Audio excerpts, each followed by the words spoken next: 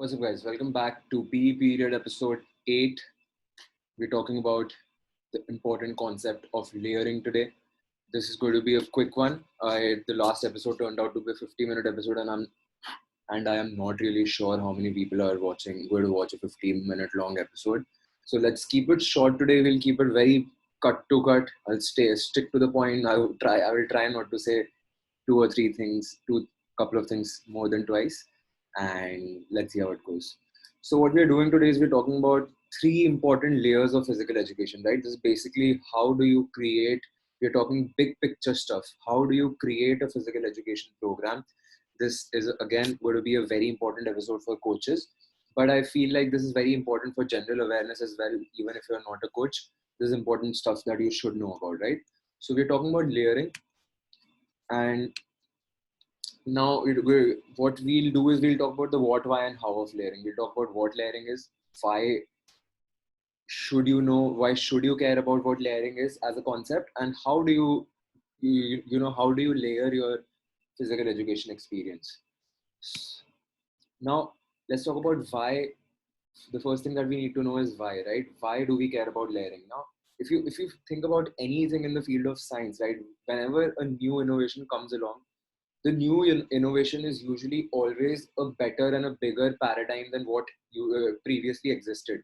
So in science we have theories, in science we have paradigms, and these paradigms usually explain certain phenomenons better than what the previous paradigm explained. And what I feel like is that, and so basically layering as a paradigm, it's a bigger and better paradigm than fitness training. What has happened with fitness training as of late is that it's just become this very vague blanket term that has a lot of niche fitness modalities. There are these different kinds of training modalities. You've got different camps, in CrossFit, bodybuilding, you can say HIIT, circuit training, kettlebell training. You've got P90X, you've got yoga, you've got Pilates, you've got all of these different things. And all of these camps are claiming fitness training. So, it's this big blanket term and there's a lot of vagueness around what fitness training actually is, right? Powerlifters will tell you that's fitness training. Actually, I don't think they will, but that's like a legit sport. But bodybuilders will tell you that lots of bodybuilders claim fitness like that just happens, and I keep trashing on bodybuilders a lot, but I'm just calling it how it is. A lot of bodybuilders claim fitness. If you go and look at bodybuilders online, they'll write their name and then they'll write fitness. They'll write that they're fitness coaches. Lots of bodybuilding certifications go by the name of fitness certifications, right? So layering basically helps you. It is more transient in nature. Layering gives you a paradigm that basically helps you get rid of all of this vagueness, and it helps you answer all of these questions in a more complete way, right? What is fitness training for you? Layering will help you understand that. So it's more transient in nature. It can be used as a template to build a program for any individual. So this is why it is very important for coaches, because as coaches, you can use, if you understand what layering is, you can use it to build a template for any single individual. And you can take into account, like it takes into account like things like age, type of activity that the individual does or wants to do, their experience in training, the lifestyle, where they're coming from, and all of these things, right? It is a concept like everything else in our physical education periods. It is a concept and not a specific answer, as opposed to something as opposed to the field of fitness training, where what you get is a lot of specific answers, right?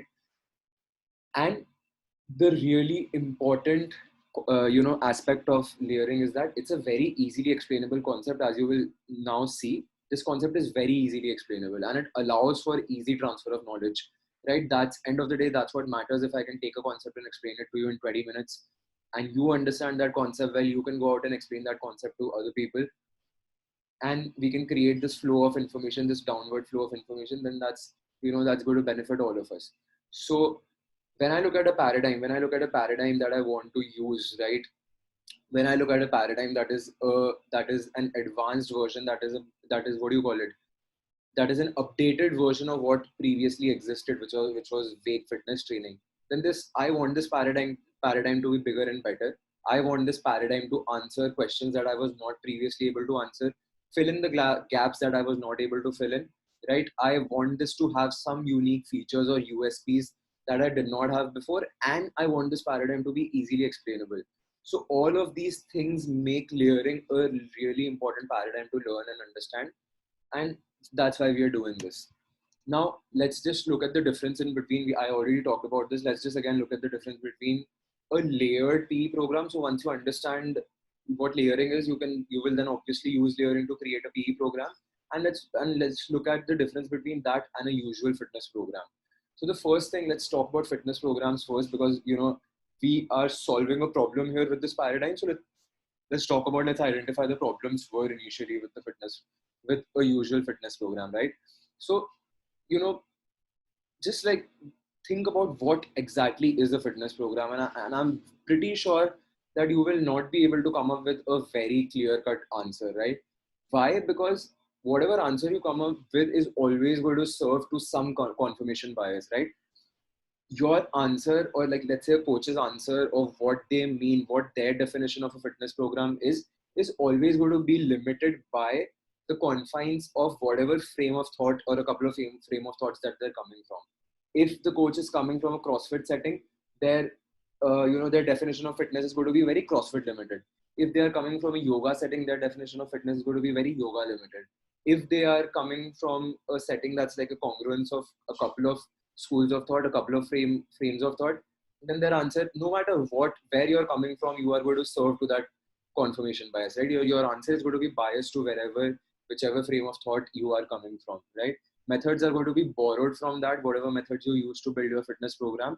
No matter how customizable your program is, no matter how, you know, basically, no matter how customizable or individualized your approach is, it is still obviously going to be, and there's nothing wrong in accepting that, it is still obviously going to be limited by the frame of thought that you're coming from. I'll just be really honest here. Even my answer to you, even the concept that I am giving you, is limited by my understanding of what layering is. Let's say down the line, if somebody comes up with, or if I come up with a better concept, which is again again an advanced version, an updated version of layering, then that paradigm is going to make sense, right? And then I will be more limited than what that paradigm has to offer you. Layering will be more limited than what paradigm that you know it is going to be more limited than what the new paradigm has to offer you, right? So that's just the fact of life. That's just a fact of anything related to science. Whenever new things come along, whenever new and better things come along, and they're able to explain things better than what the previous paradigms were able to explain, then you just have to accept that, and you have to, not really. I'm not saying that you have to definitely accept that, but then that's just what you do. That's just how we innovate, and that's just how life goes on. That's just how evolution happens, at least in information fields, right? So fitness programs, knowingly or unknowingly, are specific by default. Everything is specific by default. At some, at some level, even layering is going to be specific by default. But relatively, real layering is a more non-specific paradigm than your usual fitness programs that exist on the market right now. So that's coming to the point. What is a layered PE program, and how is it better? How does it answer more questions? And how does it solve the problems that was created by your usual fitness programs? It is a much more non-specific paradigm than your usual fitness program that usually serve to confirmation bias, and it is truly built around key aspects of an individual. So we've taken into account where the if you go back, I'm not going to discuss it in this video, but if you go back and watch a couple of my episodes of my previous episodes on YouTube, I think the episode is called, the video specifically is called How to Build a Training Program. There I've talked about the pentagon analogy, where if you want to understand the things that you need to know when you want to build a training program for somebody, you need to know, first of all, what it is. You need to have a clear understanding of what it is that the person wants to do. You need to know where the person is coming from, right? What their past experience in training is, or what their lifestyle is basically looks like, who they are about as a person. You need to know their weaknesses, what are they limited by, because your limits create the constraints for your growth, right? Because if you are working on working on increasing your limits, you're growing. And you need to know the strong points of that person so that you can play to those strengths. Once you know the four sides of this pentagon, the fifth side is basically going to be the training program. How do you create that training program? You create that by you create that by using this paradigm of layering. So this layering helps you finally figure out that fifth portion of the pentagon, which I really hadn't discussed in that. I discussed the 4 things that you need to know first to create a training program, and now this is how you create a training program, or at least the big picture of how you create a training program. So a layered PE program is going to be very non-specific. It is going to be built around key aspects of the individual, right? You take into account the pentagon analogy, and it solves the issues created by vagueness around fitness training, right? Just by nature, since it is a transient paradigm, since it is a bigger and better paradigm, it helps you solve some of the problems, some of the vagueness created by your usual training plans, which inevitably are going to be serving to some sort of a confirmation bias, which inevitably are going to be specific in nature, right? Depending on where you're getting your answers from. Now, what is layering? It's a conceptual method of designing a physical education curriculum, right? We're looking at big picture stuff. What do we need to know if we want to create a PE curriculum for somebody or for ourselves? It allows you to connect the dots between performing, training, and preparing, right? Like when you go out and ask somebody, okay, what should I be doing in training, you're going to get different answers. Some people will just tell you just go out and play, right? Some people will tell you if you're you should just go out and play and do different things. Some people will tell you that's all that you really need. Some people will tell you that training is all that you really need. Some people will tell you that just having a good lifestyle. Like I was having this conversation with somebody on I think this some social aspects of what makes some kind of a Japanese or some kind of an Asian culture. Uh, they have a lot of longevity in that specific culture, and all they really do is have a good lifestyle. So they're not training, they're not doing all of these things. All they do is have a really good lifestyle. So some people might tell you that all you need is a really good lifestyle, right? Depending on where you're getting your answer from, you're going to get a specific and a different answer. But when you understand layering basically helps you connect the dots between all three of these. It helps you connect the dots between it gives you a paradigm that takes into that, that basically helps you build a curriculum where you are performing, where you're training, and where you're also focusing on your lifestyle and generally preparing and elevating the vitality of your whole body. So that brings us to our third point, that basically is that we were talking about the three important layers of physical training. Layering, uh, you know, it consists of three primary layers. Now, we'll talk about it later on, like that's what we're going to talk about now, but layering consists of three primary layers, and these layers are going to help you connect the dots between the three things that we just talked about. How do we create layers? Understand that layering is a bi-directional cascade, right? Whenever you begin layering, it begins a cascade of event, but those events, initially I understood that creating the first layer basically starts the cascade events where creating the first layer necessitates the need for creating the second layer, and the second layer necessitates the need for creating the third layer. But off late, I've come to understand and I've realized that it's a bi-directional flow, right? Upper layers will necessitate the need for creation of lower layers, but just as well, the lower layers are going to feed and grow the upper layers. So it flows in both ways. And understand that layering is a visual concept, right? These are not hard and fast rules. This is just a visual tool to help you understand the big picture of how do you build a PE curriculum. Now let's talk about how are layers created for different, what is layer one about, what is layer two about, and what is layer three about. We got to have all three layers in a PE curriculum. So your layer one is basically all about physical expression, which is going to be a very crucial part of any PE curriculum. It's going to be a very crucial part of just being human, right? What does physical expression mean? Everything is a physical expression, but we are talking about more, in the moment, just reactive physically expressive activities where you're just expressing your physicality and not really training, right? So these activities are going to be, all your sports, whatever sports you're playing are forms of physical expression. Dance forms, different physical art forms, different movements, different movement flows, right? Yoga to some point I think is a layer one activity. Animal flow, any kind of movement flows, any kind of, whatever form of physical activity that you're doing. You might be bouldering, you might be rock climbing, you might be dancing, you might be doing kathak, you might be a football player, you might be a fighter. You can do whatever you want, no matter how you choose to individually, express your physicality. That's, I consider that to be, I'm going to put that in layer one activities, which is typically going to be your physical expression activities where you're expressing your physicality. Let me just quickly get myself down here so that we can see all what's happening in all three layers. And okay, so what are the key features of layer 1 activities? This layer exists for everyone. Understand, this is the really, this realization is what really blew my mind. It is not that you have to create layer 1 for people. Layer 1 exists for every single one, irrespective of intentionally creating the layer or not intentionally creating the layer, right? Understand that if the person is not doing things where they're expressing their physicality, they are still doing things where they're expressing their physicality. If you are not intentionally creating your first layer where you're going out and doing things, expressing your physicality, your physical nature, then life creates the constraints for that, right? Let's say you're a sedentary individual who is just sitting down all day, you're traveling 4 hours for work, you're watching television, or you're stuck in front of a screen 8-9 hours in a day, and you're eating whatever that is that you're eating, right? Let's say that's your lifestyle. Then, or let's say your lifestyle is that you're a house help, and what you have to do is you have to sit down every single day and clean the house, or you have a job of that kind, or you have a job that is very manual labor heavy, just taking different examples. Then basically that lifestyle is creating your first layer. If you're not intentionally creating the first layer, then life creates it for you, right? So that way this layer exists for everyone. Physical education is about intentionally creating that layer.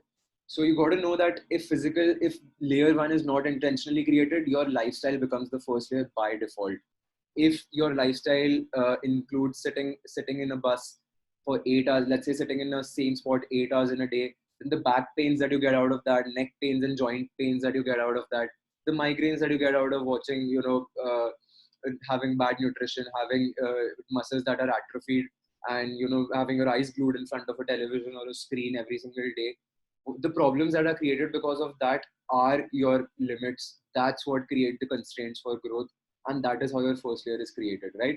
So it serves as a great, and layer 1 also serves as a great simulation to gauge progress and efficacy of the lower layers.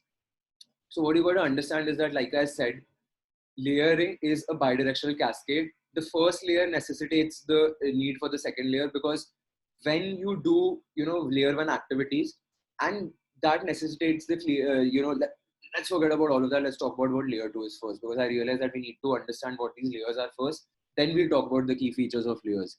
So layer 1 is your physical expression. Now layer 2 is going to be physical training. This layer basically supports the first layer. These are going to be exercises that supports the first layer, right? Layer 1 that supports your physical expression. So let's say you're a dancer, right? Let's take some examples. Now a key feature of layer 2 is going to be that activities of this layer will differ for different types of demographics. That's where the expression comes in. Let's talk about that. So let's take 3 examples. Let's say we'll take the example of the sedentary person who's glued in front of a screen 8 hours in a day, sitting 8-9 hours in a day, and that's all that they do. Let's take the example of a dancer, and let's take the example of, I think these 2 examples work well, right? Because one is like a sport and one is like a lifestyle. So let's take the example of a lifestyle and let's take the example of a sport. So what happens is, so if you just look at the key features of the second layer, I've written down that limits identified in layer 1 activities will determine your exercise selection in layer 2. So in these examples, when you identify that, okay, this person has this lifestyle, and because of this lifestyle, these are the problems that have come, that have emerged for this person, right? These are the problems that have emerged as a consequence of this lifestyle for this person. And let's say you're a dancer and you have identified that because of the wear and tear that's happening in my body, these are the problems that exist, and this is where I'm limited. Like, let's say you know for sure that you are limited in some way or form in your flexibility. You're going out and expressing, and that's where you realize. So that's why in the first layer, in the key features of first layer, I said it serves as a great simulation, right? When you do layer 1 activities, you understand where you are limited. It works as a great simulator that way. You understand where you are limited, you understand where your limits exist, and you understand, and those limits become your constraints for growth. And how do you grow there? You grow there by creating the second layer, and you grow by creating the second layer and selecting exercises that help you grow in those, help you cross those limits, and basically grow in those constraints. So let's say you are a dancer and you identify that you lack flexibility in some areas, then you select exercises that help you become more flexible. Let's say you're a footballer and you know for sure that you lack the endurance to last 90 minutes in a game, then that's your constraint for growth. Where you are limited is your constraint for growth, and that will identify what your layer 2 will consist of, right? what layer 2 activities you will do. So you will select exercises that help you cross those limits in layer 1.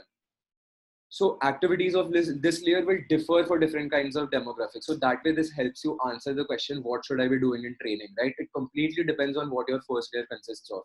If it's lifestyle issues that you're facing, then you do things that improve your lifestyle issue, right? If it's a clear cut problem that exists that you've identified in your sport or in your form of physical expression, then you choose exercises that help you cross those limits and that, basically grow there. Now, what is layer 3? Layer 3 is going to be about lifestyle, habits, nutrition. Objectively, what are you about as a person, right? Internally, what are you about as a person? How vital are you as a person? What's going on inside? So you're going to look at lifestyle for that. You're going to look at daily habits, nutrition, any practice that helps you elevate objective physical and mental abilities and general awareness of the individual. A very good example of this is that when you see this video, when you grasp this concept of layering, now compare the version of yourself who did not know what layering is and compare the version of yourself who knows what layering is. So inherently, when you understand what layering is, you have a higher awareness in the subject, in the field of how to create a physical education program for yourself, how to take care of yourself better, right? So your mental awareness in this subject is better. So this inherently is a layer 3 activity. Educating yourself is a layer 3 activity.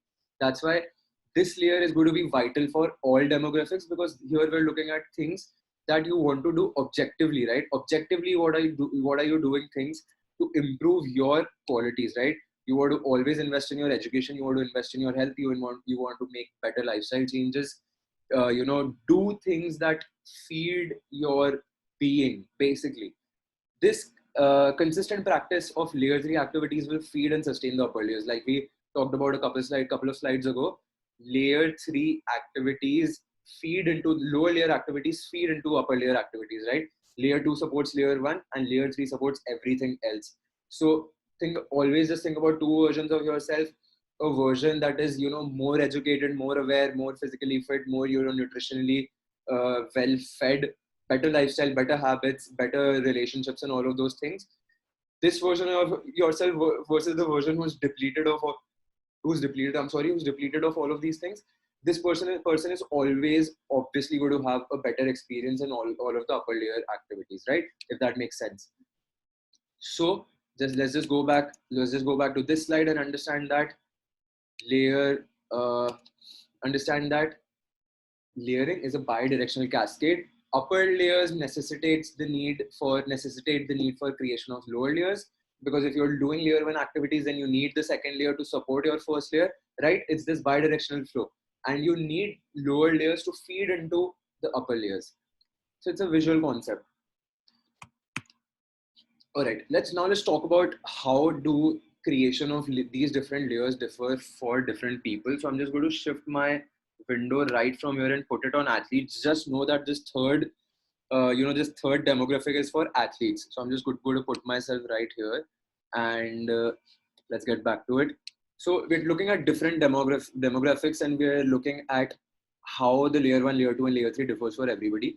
So let's look at average kids. If for the average kid, and if the layer 1 is not created, then create the layer 1 for them. If you look at, you're going to come across a lot of kids, you're going to see a lot of kids, or let's say you have a kid under your care, and that this kid is deprived of any kind of movement. You typically have a kid who's glued in front of a TV every single day, is leading a sedentary lifestyle, and that has basically been the case for a lot of kids, especially in the last 3 years. What with coronavirus and the pandemic and everything, we have seen a major shift in lifestyle where a lot of kids have been deprived of outdoor playground activities where they would typically get to express their physicality, where they would get to do layer 1 activities. A lot of kids have been deprived of that. A lot of individuals have been deprived of that. So if you can identify clearly that this kid has not been, has not had that first layer created for them, and basically their lifestyle is their first layer, then intentionally creating the first layer for them is going to help them a lot, right? And for the most part, kids can just benefit by creating the first layers. Now, what do layer 1 activities, mean for these kids? We'll talk about that in a bit, but understand that if the layer 1 is not created for them, just all you need to do is just create the first layer for them. If if you see that the layer is already created for them, let's say these kids are going out and doing some things, right? They go to some sort of a class. Then what you can do is you can add other activities to basically enrich their first layer, right? Add more activities, add more variation into the things that they're doing to express their physicality, and enrich their experience, and fill in the gaps. Fill in the gaps. Whatever gaps exist, whatever these kids are not able to, make them do those things, right? Always within a, within a basically a feasible limit. For the average adult, first layer, let's talk about layer two for the kids first. So understand that kids can benefit just from creating the first layer. So for the most, and I've written this down in the next slide, that all you need to do is you need to go for the lowest hanging fruit, right? Sometimes all kids depending on where they are coming from, if they have a sedentary lifestyle, all they really need to do is go out and play. It's as simple as that. If all you do is create the first layer for kids, they are going to see a lot of growth and nourishment from that. Kids are going to nurture a lot if they just go out and create their first layer. So that way, this answers the very important question for you, that whether kids should be training or not. It's not about training or not, because when you think about training, you think about doing things like exercises, push-ups, pull-ups, and all of those things, right? Bench pressing, taking a picking up a weight and all of those things, and which is not usually a very appealing picture for a parent or a guardian. So, but this helps you understand that it is not about training, it's about physical education. And sometimes all kids that are coming from a sedentary lifestyle, all they really need is creation of the first layer. All they really need to do is they need to go out and play. They need to go out and find things that where they can express their physicality. And so, yeah, that's all they need. And use layer two if you see glaringly, if you see some limits that exist in layer one. When your kids go out and do layer one activities, sometimes you're just going to see exactly where they are. It's going to be very glaringly obvious. You're going to see the lowest hanging fruit where they are limited, right? Let's say your kid is going out and playing a sport, and you can see that they are very inflexible, they're very stiff as a result of their unintentional layer one, right? Their lifestyle. So you go after those lowest hanging fruits. You use layer two activities. You select exercises that help them fill those gaps in the first layer. Third layer, it's going to be same for every single person. You do things, you invest in their physical education, you help them build their awareness, you help them build good relationships, you help them build good social interactions, you teach them good habits, you provide them cognitive tools like physical education with onimesh, and you help them make good lifestyle changes, right? That's going to be the same for every single person. Every single person is going to benefit from objectively improving and vitalizing what they are about as a person. Let's talk about average adults now quickly, right? Average adults first layer will already be created for the, for the average adult. You will see that the first layer is already created. Their lifestyle is their first layer. So these adults are going to be sedentary, office going people who are, like I have been saying through this video, who are glued in front of a screen, and there's nothing bad with that. But just identify what their first layer is, what their limits are, and what their constraints for growth can be. So if their first layer is already created, they can benefit by intentional creation of the first layer, right? You make these people go out and figure out things that they want to do for themselves, where they're intentionally expressing their physical attributes, right? Maybe pick up a this is where as an individual you go out and pick up a dance form, or as a coach you suggest your client that you need to go out and pick up a physical activity, play that sport you've always been wanting to play, learn that physical skill you've always been wanting to learn. And it can be anything that they want. Go out and, like, if your lifestyle is your first layer, then intentionally going out and doing physical activities, you are going to realize a lot of growth and nourishment from that. It is nourishment for the soul. It is as much nourishment for the soul as it is for the body, right? They're going to benefit a lot from intentional creation of the first layer, right? Now, when we come to layer two for the average adult, use layer one limits as constraints for growth. I've extensively talked about this already. When, first of all, whatever lifestyle they're coming from, there are going to be problems that exist. Identify those issues. Select exercises in layer two. Select activities in layer two that helps them, basically grow these limits. Take care of these limits better. And when these average adults go out and create their first layer intentionally, when they go out and pick up that sport they've always been wanting to do, pick up that dance form they've always been wanting to do, or learn that skill that they've always been wanting to do, they will obviously, when they go out and do these things, they will identify, they will come to understand where exactly they are limited, right? I don't have that much stamina for this. I am very inflexible for this.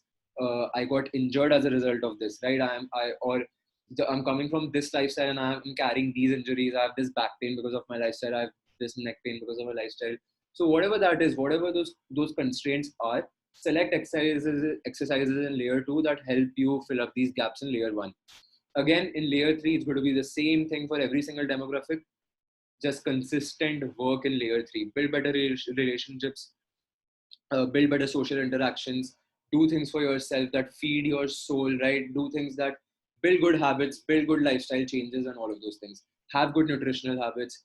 Give yourself, learn about more cognitive tools, learn about more visual tools like layering, the concept of layering, and educate yourself. Do all of these things. Basically, that feeds into objectively vitalizes yourself, right? Let's talk about athletes now. If you didn't know, the third kind of demographic was athletes. So for athletes, you will see that the first layer already exists. If somebody is, going out and extensively playing a sport and that's where they're coming from, that's what they've been doing all this while, then the first layer already exists for them. Their sport is their first layer because their sport is where they are expressing their physical abilities, and that's the simulator. That's not the stimulator. That's the simulator where they identify where they are limited and what gaps they want to fill in, right?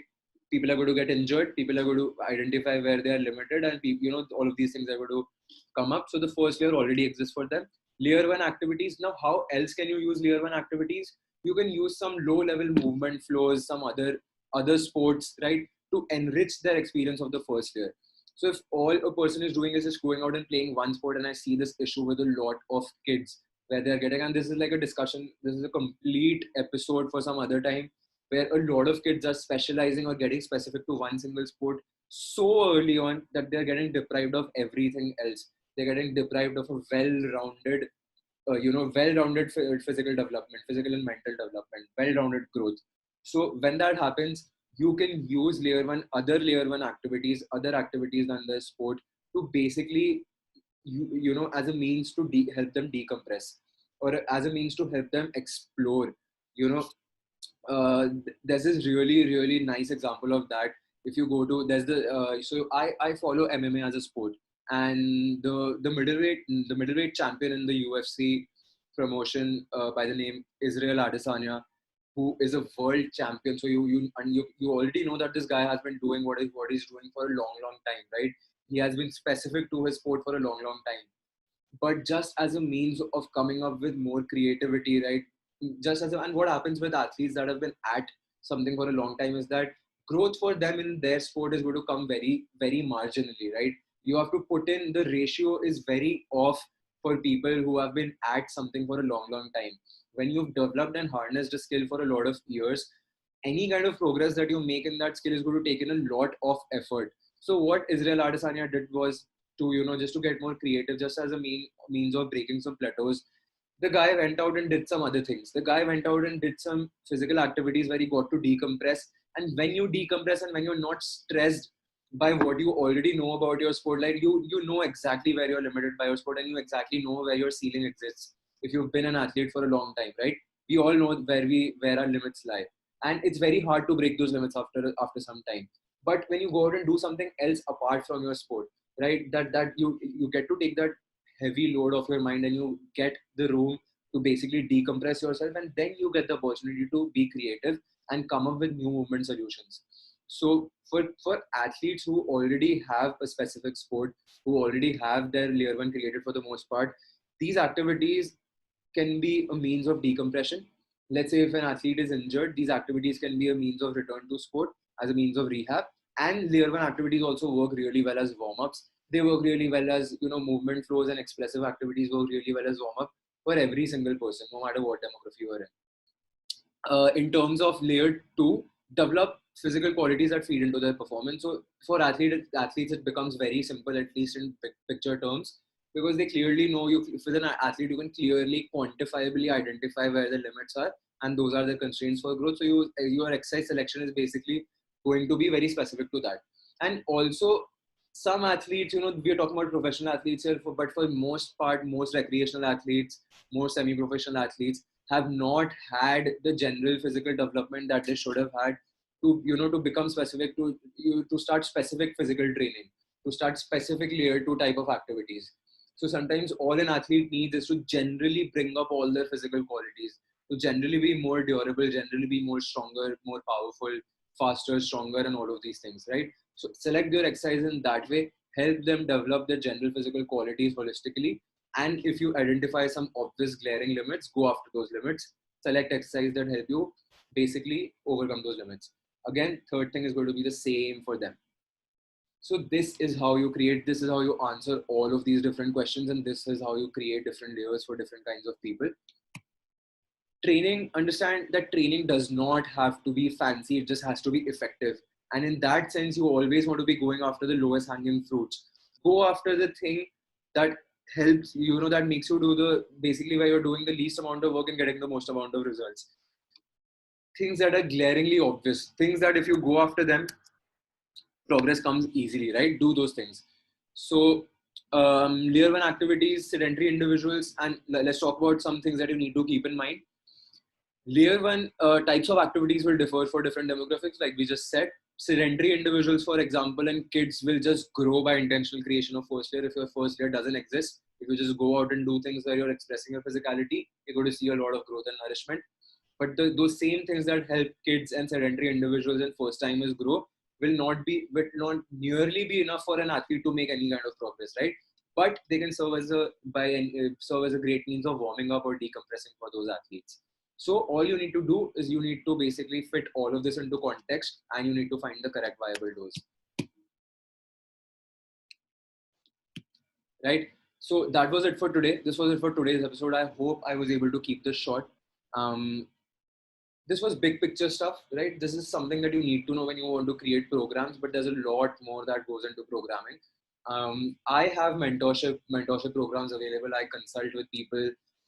So if you want to talk shop, this is my email. This is where you reach out to me. I can help you understand how you need to create programs for whatever clients you're dealing with, or maybe help you answer some more questions. So if you want to talk shop, this is where you reach out to me.